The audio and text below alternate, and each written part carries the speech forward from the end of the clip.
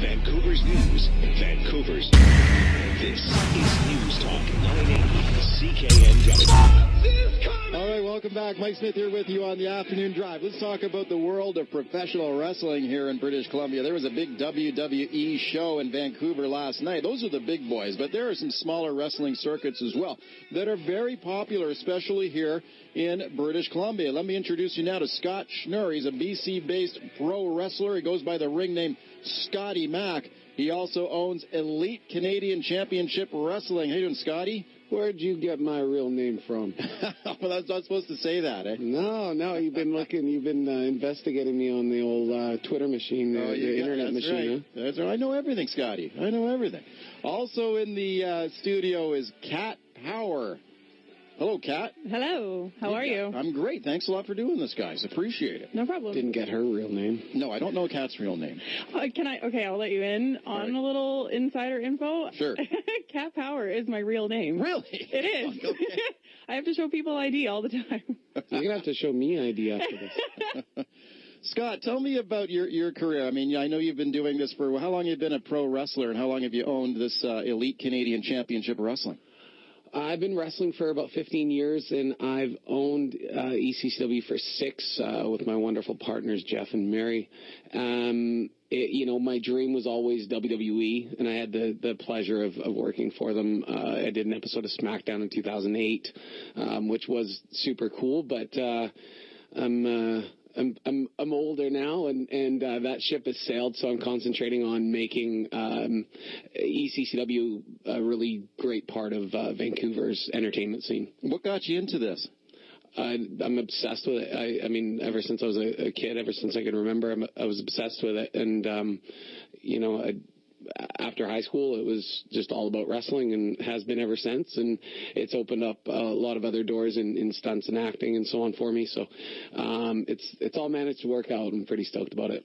Okay, it must be an interesting life to be involved in. How big is ECCW? I mean, are these popular shows in BC?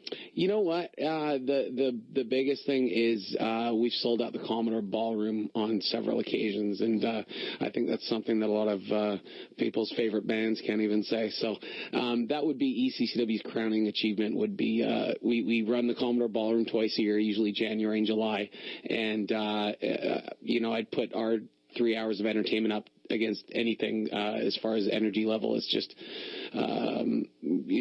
blows your mind. Kat, how about you? How did you get into wrestling? I have an older brother, so right there was kind of my intro into wrestling. I was I was 3 years old, and I wanted to be. My brother's 5 years older than I am, and I wanted to be cool like my older brother. So I remember he woke me up out of a dead sleep on a Saturday night because he had to have somebody to watch the Big Boss Man versus Hulk Hogan in the steel cage match in the main event. I never stopped watching it. I was 3 years old the first time, and then I was 17 when I went to WrestleMania in Toronto for the big build match was Hulk Hogan, funny enough, and The Rock. And I remember thinking, like, man, to be among 70,000 people was a rad experience, but I think to be in front of 70,000 people would be even more rad. What's the biggest show you've ever done, the biggest crowd you wrestled in front of? For sure, the Commodore. That was one of the coolest experiences ever. Scotty was saying, like, we sold it out, and that was about 1,200 people. But it felt like 70,000. Like, it's just like Scotty was saying, like, the energy is just absolutely incredible at an ECCW show. You can't match it. You can't touch it. What do people see when they go to these shows, Scotty? I mean, everybody knows WWE. They're familiar with those shows. Are the ECCW shows any similar to those, or they got kind of a different style? No, they're similar. I mean, but the way I always put it to people, it's like seeing an independent band in a club as opposed to a band in a stadium. You're getting much more up close and personal, much more interactive, and that's something that our fans love. We have a lot of really great devoted fans in the Greater Vancouver area, fans that come to the Russian Center on West 4th in Kitsilano every month and follow along with the storylines, and they bring the energy as much as we put it out, and it makes our performances that much better.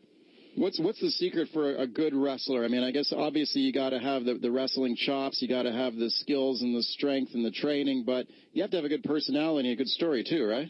Yeah, it's a combination of things. You got to have that, the successful ones are the ones that have that X factor. That's something that makes people want to watch them, want to pay money to see them. And it's something I think I can spot really early in a wrestler, and I usually try to take advantage of that as best I can and put them in the front and make people want to come out and see them. Hey, Kat, what's your life like as a professional wrestler? Are you able to make a full-time living doing this?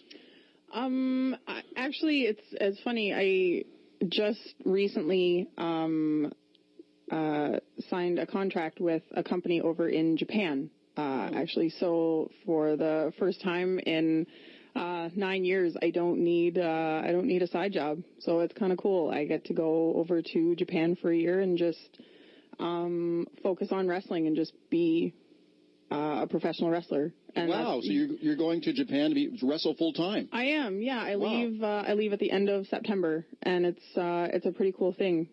That's very exciting. What's the wrestling scene like over there? It's huge. It's a cultural thing over there. Like professional wrestling to Japanese culture is the same as like hockey is for us. It's very they treat it with such respect. There's a weekly wrestling magazine over there, like not monthly, weekly, keeping everybody up with all the promotions. There's dozens of promotions over dozens. There's so many promotions over there. Like it's incredible. And the fans are absolutely amazing and so respectful of the sport. And it's such an awesome part of their culture. That's very exciting news for you, Kat. That should be quite a journey for you. Going back to Scotty, the ECCW. I mean, what's it like to you must have a million stories you could tell about this life. What's it like for you running this? I mean, is this something that's growing for you? Is it a profitable concern for you? Yeah, I mean, I never bought ECCW thinking that I was going to get rich off of it. I really bought it to keep it alive, and because a friend of mine that was selling it before me knew that it was in good hands if I was the one to take it over. And he'll tell you himself that actually you probably know him, Dave Teixeira. Oh, sure. Yeah. And I've taken it farther than anybody thought that we could, and that's, like I said, with my partners, Mary and Jeff. I couldn't ask for better partners, and we've, like I said, selling out the Commodore Ballroom in advance alone is a pretty proud achievement of mine. We also run the Cloverdale Agriplex twice a year.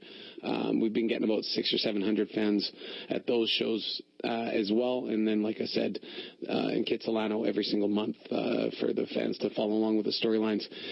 It's been great. I kind of had to trade in some of my friendships for being the boss along the way, and that part is difficult, but wrestling is my passion, and ECCW is the proudest thing I've ever done.